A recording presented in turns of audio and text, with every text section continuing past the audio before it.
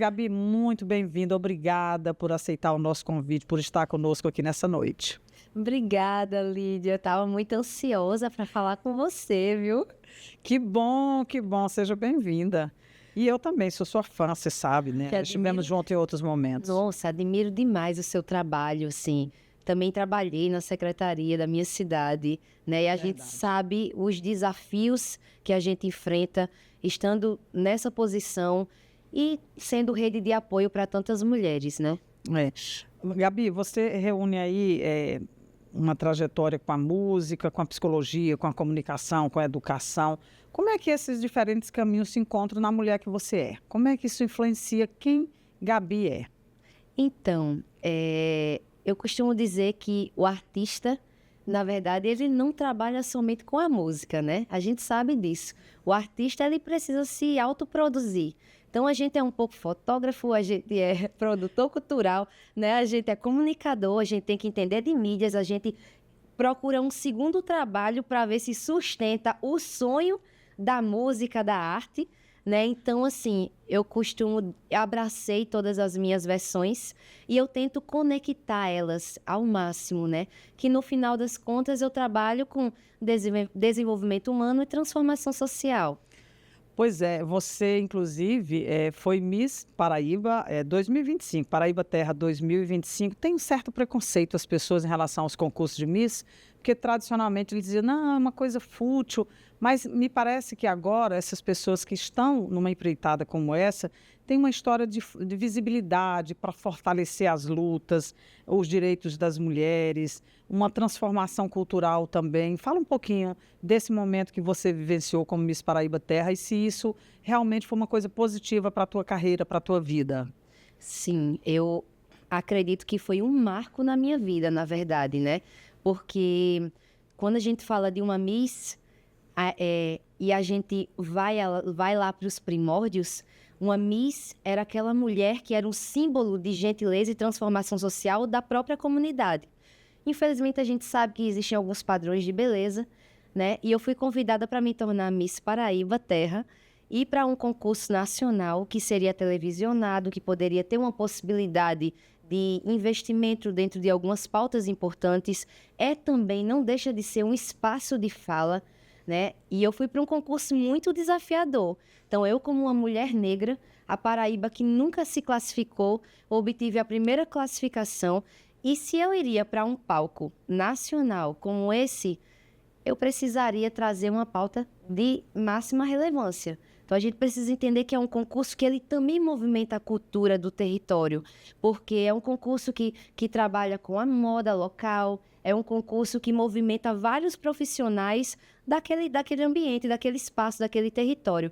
Então, quando eu fui para o Miss Paraíba, eu fui com uma missão muito firme na minha cabeça. Tudo que eu usei, Lídia, desde roupa, sapato, coisas que eu levei, o que você imaginar, foram peças e objetos de mulheres microempreendedoras aqui da nossa Paraíba. Então, eu fui para uma vitrine da moda nacional e eu fui com o que é nosso. E eu fui falar sobre o nosso protagonismo aqui no estado e as nossas dificuldades de empreender.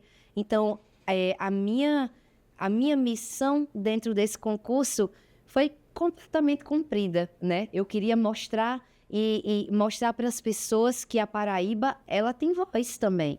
A Paraíba precisa ser amplificada dentro de qualquer espaço. Uhum, verdade. Você trabalhou também como psicóloga nesse enfrentamento à violência doméstica. Quais as lições que você traz disso? Quais são os desafios para a gente vencer essa violência machista, que eu nem quero chamar de violência doméstica e familiar, porque para mim, quando o sujeito se separa, não é mais nada seu. Então, familiar de onde, né? Doméstica de onde, se você não convive com aquela pessoa? É doméstica também, mas eu acho que é um guarda-chuva maior que a violência machista. Mas você trabalhou como psicóloga nesse enfrentamento. Conta um pouquinho dessa experiência, dos desafios, o que você vê como algo que possa ser aprimorado? Nossa, essa experiência que eu tive de trabalhar com a violência contra a mulher foi completamente transformadora para mim, Lídia. Porque lhe digo com total experiência, muitas vezes nós, mulheres, a gente tem a consciência sobre o machismo, sobre a misoginia, mas a estrutura que nos envolve faz com que a gente ache que isso não ocupa todos os espaços, que isso não está na rotina de uma forma escancarada, que isso não, mas está em todo e qualquer ambiente, está na arte, está na política, está dentro de casa. Então, quando eu comecei a trocar experiências e ouvir mais das histórias e da trajetória dessas mulheres que viviam a violência, eu percebi o quanto muitas dessas mulheres eram mulheres independentes. Às vezes elas não tinham nenhuma dependência financeira, né? Mas tinha uma dependência emocional. Né? Exatamente. Mas como os homens e aquele relacionamento violento que envolvia aquela mulher transformava a visão que ela tinha sobre ela mesma numa mulher que ela se intitulava como uma mulher incapaz, uma mulher frágil, uma mulher que não pertence a certos espaços.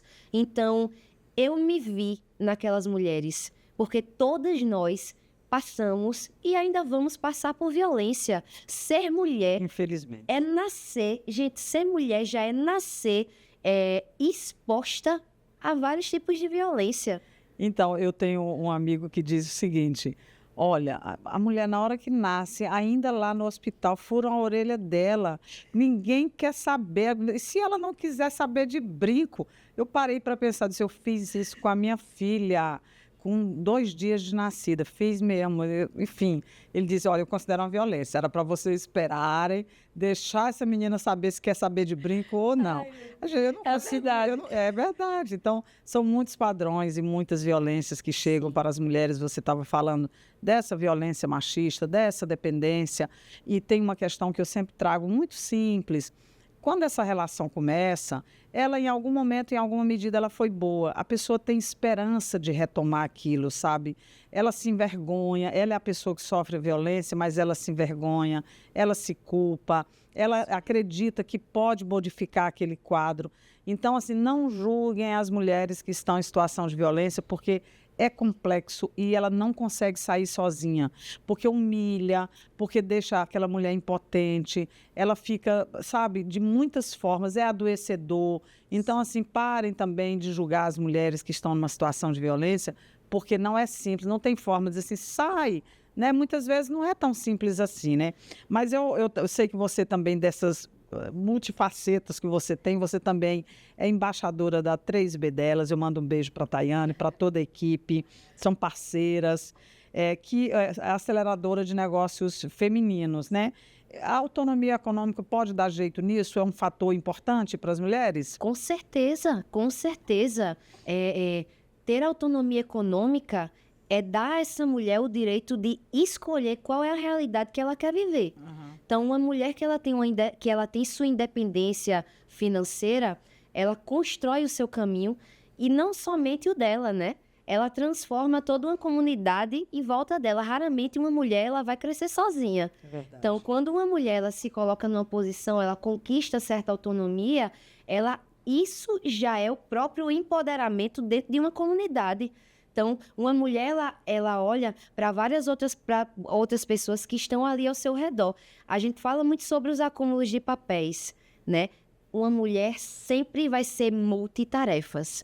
Então, nós já temos essa, não vou dizer costume, nós já carregamos uma certa responsabilidade sobre muitas demandas.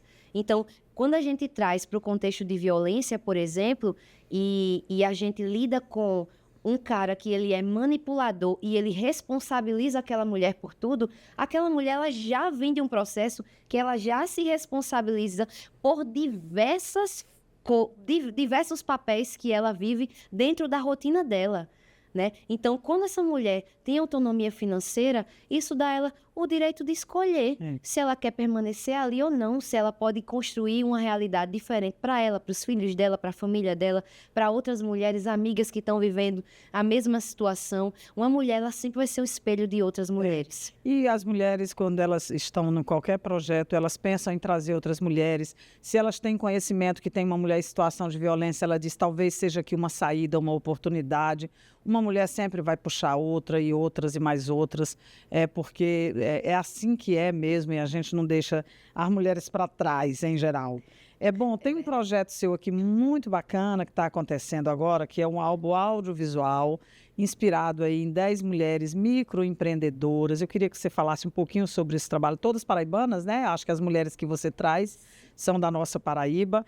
E o que é que essas mulheres têm lhe ensinado? Tem coragem nessa história? Tem criatividade? Tem resistência? Conta um pouquinho pra gente. Ai, Lídia, eu estou vivendo um momento muito bonito assim com esse projeto.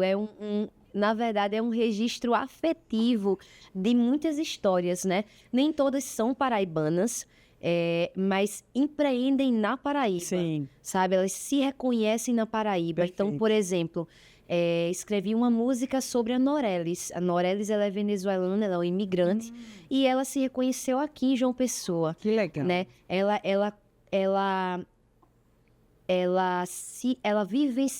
vivenciou o pertencimento dela aqui no nosso território, né? Então, escrevi sobre a Norelis. Norelis, ela é artesã, ela tem uma história de vida, assim, que me pegou muito profundamente, uma história de muita luta, de luto também.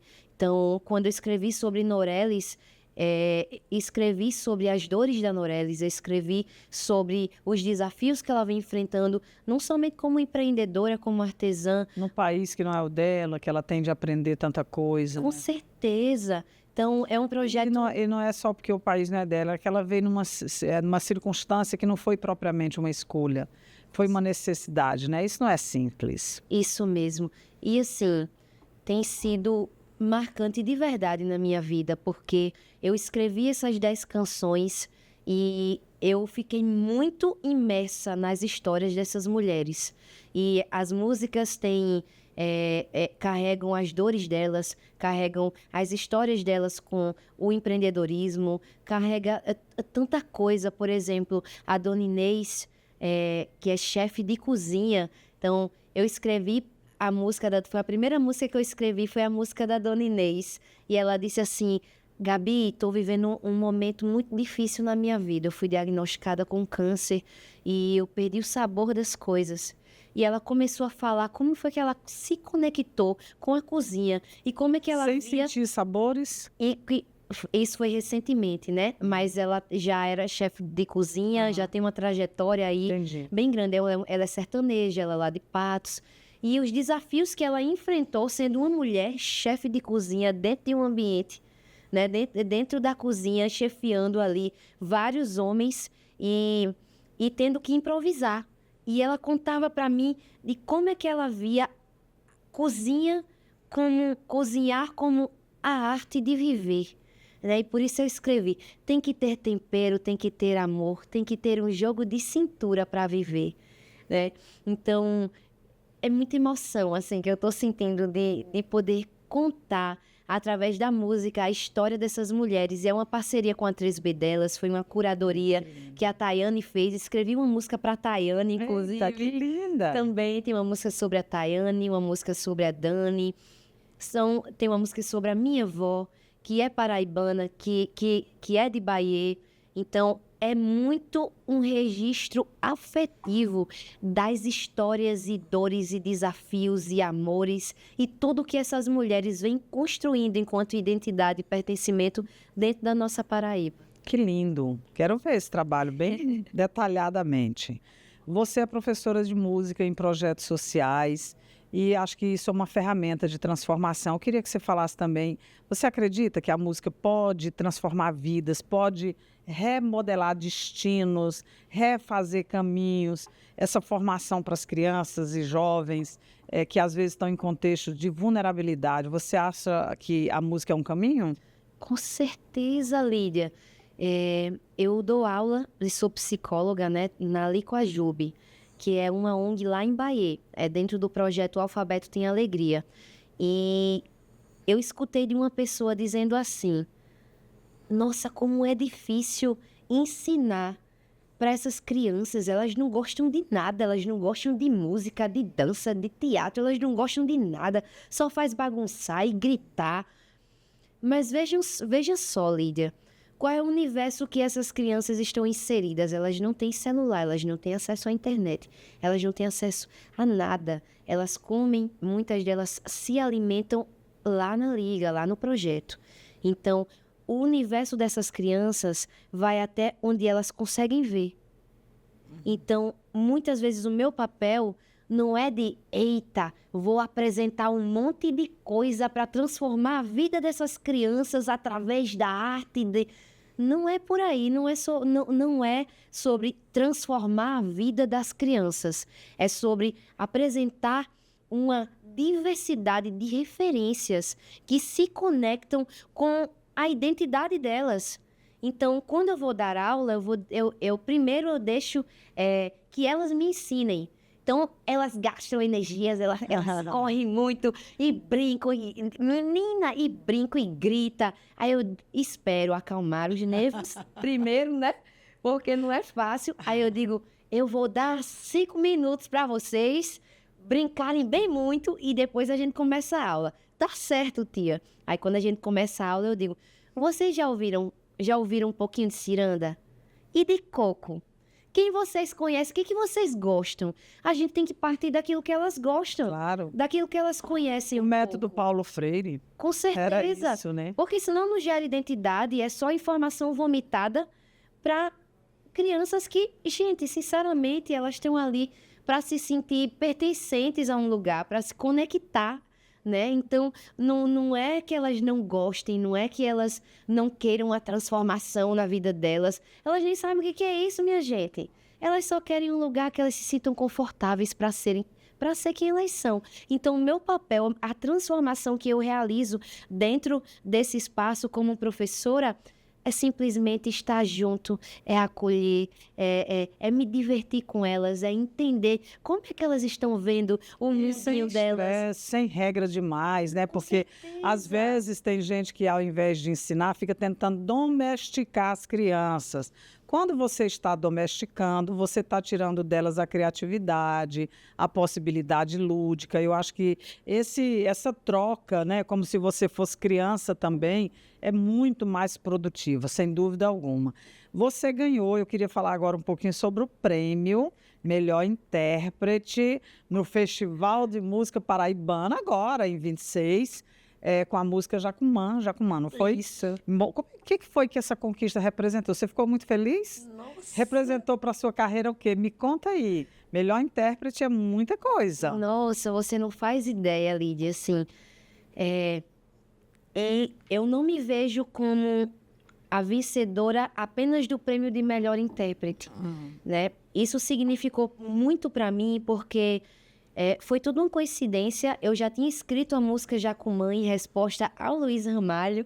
É um lugar que eu gosto muito. Fui lá falar sobre empreendedorismo feminino no evento juntamente com a prefeitura do Conde. E me apaixonei pelo espaço, né? E escrevi Jacumã. Então, quando abriram as inscrições para o festival, quem era o homenageado à vez? Luiz Ramalho. Olha aí. Eu disse, gente, vou desengavetar a Jacumã e vou escrever, Vou né? aproveitar aqui. Só que eu pensei, Jacumã é uma música que fala de território, mas é uma música que fala de amor, né? Então, não é uma música que vão pensar que é uma música para festival, porque tendem a dizer que festival tem que ter aquele teor provocativo, político. Mas eu digo com toda a propriedade, Lídia, que o amor, ele sempre vai ser a maior ferramenta, o maior ato de transformação social. De resistência. Ele sempre vai ser resistência, ele sempre vai ser um ato político. Quando eu ganhei, as minhas crianças todas vibraram comigo, elas sentiram que elas tinham a possibilidade de estar em lugares como esse. Né? Porque Você vira uma inspiração, uma possibilidade real. Exatamente. Então, não foi somente sobre o prêmio de melhor intérprete, né? Foi sobre realmente gerar um sentimento de identificação com as minhas crianças, com o meu território, né? Com outras mulheres que, veja só, não foi apenas escrever música e chegar lá para cantar, Lídia. Então, eu precisei estudar para me posicionar nas minhas mídias, eu editei os meus vídeos, eu que estudei como é que eu iria produzir aquilo. Se preparou, inclusive, muito, né? Muito. Então, foi um trabalho muito múltiplo de autoprodução, né? Não só minha, mas eu também sou produtora das Sabiaras, e as minhas meninas estavam lá também. Então, a minha luta era que neste ano estivesse pelo menos um pódio com a maioria das mulheres. E aconteceu, porque as pessoas precisam escutar a gente mais. O palco do show é importante, o palco da fala é importante. As mulheres precisam estar em todo e qualquer espaço. É sobre ampliação, não é sobre competição. Aproveitar o gancho, né, que você trabalha muito com narrativas, o audiovisual, produção de conteúdo. Na sua visão, qual é a importância de contar histórias de mulheres que muitas vezes são invisibilizadas? É importante? Demais. É importante para que elas sim tenham um sentimento de pertencimento. Essas mulheres constroem a identidade da nossa terra. Quando a gente fala de economia criativa, a gente fala do artista, a gente fala do artesão, né? A gente fala de muitas pessoas que estão movimentando a economia daquele lugar, daquele espaço. Então, quando a gente viabiliza espaços e oportuniza a fala dessas pessoas que estão trabalhando com a economia criativa, essas pessoas que estão gerando renda dentro do próprio território, porque, por exemplo, quando você me contrata Maroca, você não está contratando apenas Maroca ou Gabi, você está contratando Maroca, que vai trazer a produção dela, que vai trazer a maquiadora dela, que vai trazer a técnica de som dela, que vai movimentar toda uma rede, todo um ecossistema criativo dentro daquele espaço. Trazer mais gente para aquela produção, para aquele meio, né? Isso. E é muito importante dar visibilidade, trabalhar o audiovisual, trabalhar as mídias, trabalhar a comunicação dessas pessoas, minha gente, porque não é apenas sobre visibilidade, é sobre identidade, é sobre pertencimento, é sobre renda, é sobre valorização, né? A gente precisa ter... Nós temos aí uma grande efervescência cultural na Paraíba. Não sei se você concorda, a gente vive um momento muito rico, eu acho que muito também fruto do cenário nacional, que o governo federal traz esses novos investimentos, os editais, isso tudo movimentou a cena. Aquelas pessoas que antes se viravam muito sozinhas, agora têm a oportunidade de participar desse bolo criativo e ganhar dinheiro também, que é justo, porque isso é um trabalho, precisa de dinheiro, né? Você avalia que nessa efervescência, nesse novo contexto, as mulheres têm um protagonismo nessa cena cultural da Paraíba? Ampliou esse protagonismo das mulheres ou ainda não? Ampliou, mas eu vejo uma carência muito grande, muito. Quantas produtoras você conhece aqui? Ainda são poucas, né? A gente teve a Heloísa, que recentemente recebeu o título como a primeira produtora cultural efetiva dentro da Secretaria de Cultura. Uma mulher que produz há tantos anos. Quanto tempo Heloísa não está na cena? Verdade. Né? Hoje eu sou produtora. Eu tive que entrar na produção por causa da minha autoprodução. Gente, eu precisei entender... Para dar conta do que você queria fazer, dos seus projetos. Exatamente, né? Porque cadê a rede de apoio? E mesmo assim, com todos os trabalhos, que não são poucos, que eu realizo, lá dentro do BBS, por exemplo, muitas pessoas ainda não procuram a produtora Gabi. Procuram os produtores homens da casa. Não é? Sim. Então ainda precisamos caminhar mais, acelerar esse processo, né? Quando a gente fala de edital, minha gente, a gente compete massivamente por pouquíssimas vagas. As pessoas tratam cultura como um favor, né? Não é um favor que estão fazendo para a gente. A arte não é um caminho fácil, né? É um trabalho e olha a quantidade e o acúmulo de tarefas que a gente precisa desenvolver para a gente poder dar conta de viver aquilo que a gente quer. Gabi, você transita muito aí pela educação, pelo empreendedorismo, pela cena cultural. Você imagina um futuro para as mulheres que estão mesmo com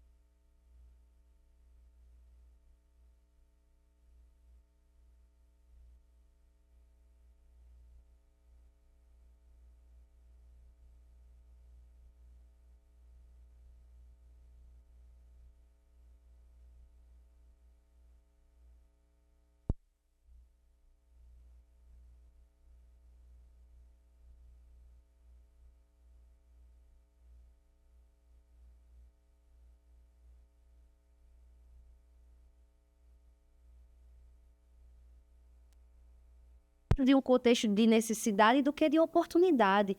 Então, muitas dessas mulheres ainda estão na informalidade, não têm acesso a crédito para poder viabilizar os seus projetos. Então, eu acredito que começa dentro dessa consciência de trazer as mulheres para um lugar de decisão, para lugares de liderança.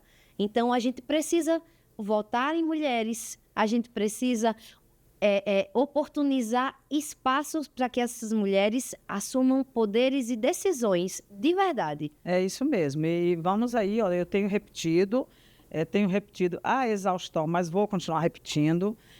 Nós temos um congresso que são 12 homens, deputados, 12 deputados, a Paraíba tem 12 vagas. 100% dessas vagas são homens. A gente precisa mudar esse cenário, não é possível. Nós somos 53% da população e de eleitoras, então não é possível. A gente precisa mudar esse cenário, até para a gente não passar um atestado como se nós não fôssemos a Paraíba feminina que somos, né? Então, eu queria, assim, que as pessoas refletissem sobre isso. Acho que é importante, quero a tua opinião sobre isso também. E aqui já vou emendar para você responder duas em uma. Esse pertencimento que nós na Paraíba temos. É um estado que teve a diáspora, né? Então, negros e negras construíram esse estado, tanto que nós somos 62% da população paraibana se autodeclara preto ou pardo, né? A população, então, negra, são mais de 60%. Nós somos indígenas, nós somos quilombolas, nós somos ciganas, nós somos uma população, temos mais de 50 quilombos espalhados pela Paraíba. Então, esse pertencimento dessa diversidade, você acha que o povo paraibano alcança essa grandeza ou ele meio que ignora e não se acha dentro desse território tão diverso? Nossa, eu acredito que existem pessoas que estão desenvolvendo essa consciência dentro dos espaços. Existem pessoas já fazendo isso até de forma independente. Então, eu acredito de verdade, como Maroca falou, que a gente tem que ter esperança. Eu acredito que a gente chega lá, né? Então, por exemplo, eu acho que uma das grandes dificuldades, e é preciso falar sobre isso, é que quando existe uma oportunidade, um espaço para uma mulher, a gente vai olhar, mas é uma mulher dentro de qual recorte? Porque você acabou de falar sobre interseccionalidade. Uma coisa é uma mulher branca, que vai trazer a vivência dela enquanto mulher dentro da trajetória dela e daquele espaço que ela tem propriedade para falar. Outra coisa é uma mulher quilombola, outra coisa é uma mulher indígena, outra coisa é uma mulher trans. Então, muitas vezes se diz, mas existem mulheres no poder, existe fulana, fulana, fulana e ciclana. Mas quando você vai olhar dentro de um recorte de interseccionalidade, não existe diversidade. Então, a gente precisa de ter mais referências, porque ter referências amplia a consciência da importância dessa diversidade e do desenvolvimento, e de ter um desenvolvimento ter um desenvolvimento econômico, ter um desenvolvimento dentro desses territórios que precisam ser visibilizados, precisam ser vistos, né? Me diz uma coisa, você trabalha muito com a juventude, com pessoas mais jovens, pessoas criativas, mas como é que você está vendo o aspecto político, essa juventude? Você é também uma mulher jovem, essa juventude está esperançosa? Quer participar do processo, está meio, deixa isso para lá, não tem jeito a dar. Como é que está aí? Porque na política, se a gente deixa para lá, aquilo que não serve, ocupa espaço. Como é que está isso?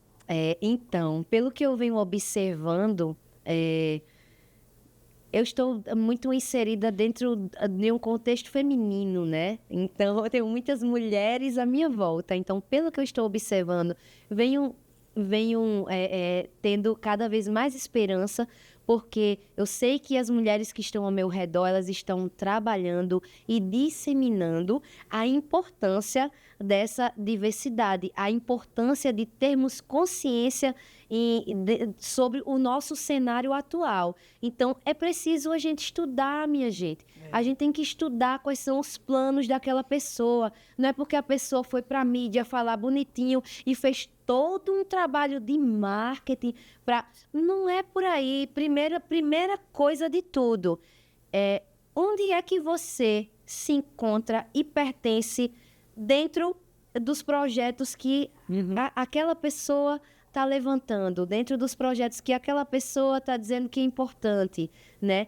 Então, a gente precisa reconhecer, estudar, entender o que vai trabalhar a valorização do nosso território, o que vai trabalhar para mudar a nossa educação, para mudar, né, ampliar os espaços para as mulheres, ampliar os espaços para ações para a infância, né, para mulheres trans. Então, acredito que vem também de uma consciência uma consciência coletiva. Uma consciência coletiva de construir, entender, pesquisar e conhecer. Nós temos um cenário no país, nesse momento, de muita violência contra as mulheres, embora aqui na Paraíba a gente tenha tido uma redução dos feminicídios, né, a ordem de 40%, nesse primeiro quadrimestre, fruto de um trabalho que vem sendo feito há 7 anos, pelo menos, uma equipe valorosa da Secretaria das Mulheres, mas um governo que se irmanou para a gente interiorizar essas ações. Em contrapartida, os estupros aumentaram. E são vários fatores, na minha opinião, né? Um deles é isso da não ocupação do território da cidade e que não dá para ocupar, porque às vezes não tem setores que nem calçada tem para você caminhar, que não tem iluminação. Esse racismo ambiental, né? De lugares cada vez mais afastados e sem transporte, sem infraestrutura. Como é que você vê esse racismo ambiental? Ele é uma realidade nas cidades? Nossa, com certeza, Lídia, com certeza. Quando a gente fala de infraestrutura, a gente fala exatamente sobre acesso, né? Então, por exemplo, falando das minhas crianças, né?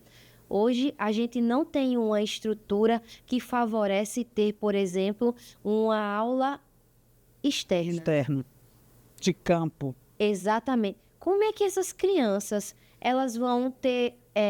como é que essas crianças, elas vão ter acesso a estar em ambientes onde está circulando a arte, né? Onde está circulando o artesanato, onde está...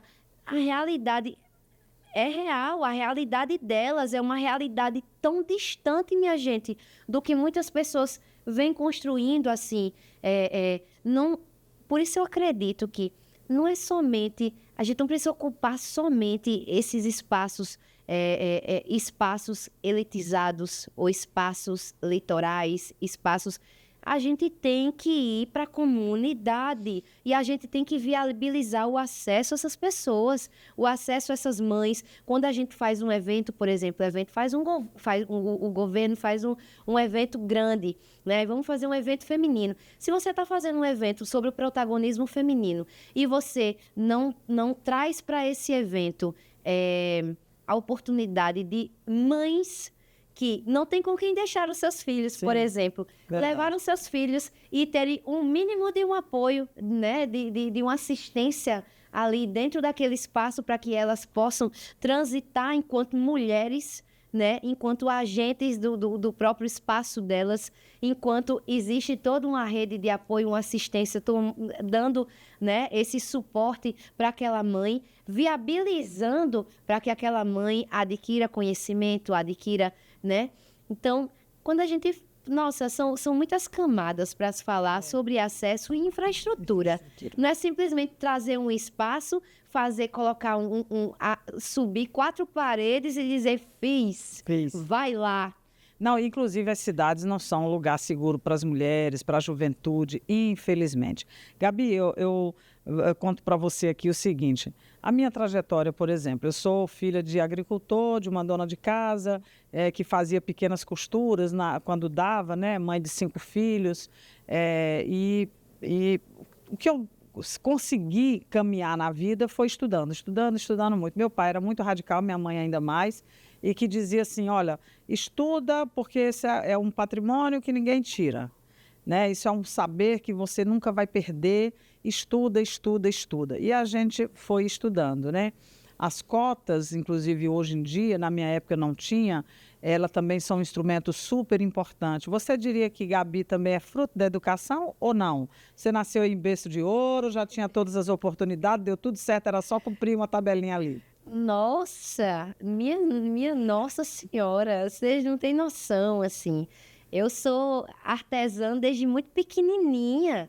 Então, eu fui criada por mulheres. E todas as mulheres à minha volta sofreram violência doméstica. A minha avó tinha 7 filhos para criar. E ela dizia, e o meu avô saía de casa e não tinha hora para voltar. E ela dizia assim, rapaz, deixe pelo menos o dinheiro do leite dos meninos. E ele dizia, te vira, problema seu, né? Então, eu cresci, eu tive acesso a escolas particulares, não foram grandes escolas, mas o que a gente abdicou para que eu pudesse ter um ensino, que minha avó abdicou para que eu pudesse ter um ensino de qualidade. Não foi brincadeira, eu trabalho desde muito criancinha, Lídia. Trabalhava ali, ó, fazendo arranjos de flores com emborrachado e rodando arame e fazendo tudo. E eu com 7 anos de idade, eu e minha avó lá no curso e fazendo, e ela dizendo, minha filha, nós vamos fazer, porque a gente precisa de uma renda, eu já estou idosa, nós somos mulheres, a gente precisa de oportunidades, a gente precisa de um carro, a gente precisa de melhor, né? A gente precisa de acessos. Então, primeiro ela me ensinou a importância do trabalho e me ensinou a coisa mais dura do mundo. O quanto a mulher, ela precisa sair das cinzas sozinha, desde cedo, para que ela pudesse conquistar tudo. Então, tudo que eu consegui foi sempre metendo o pé na porta.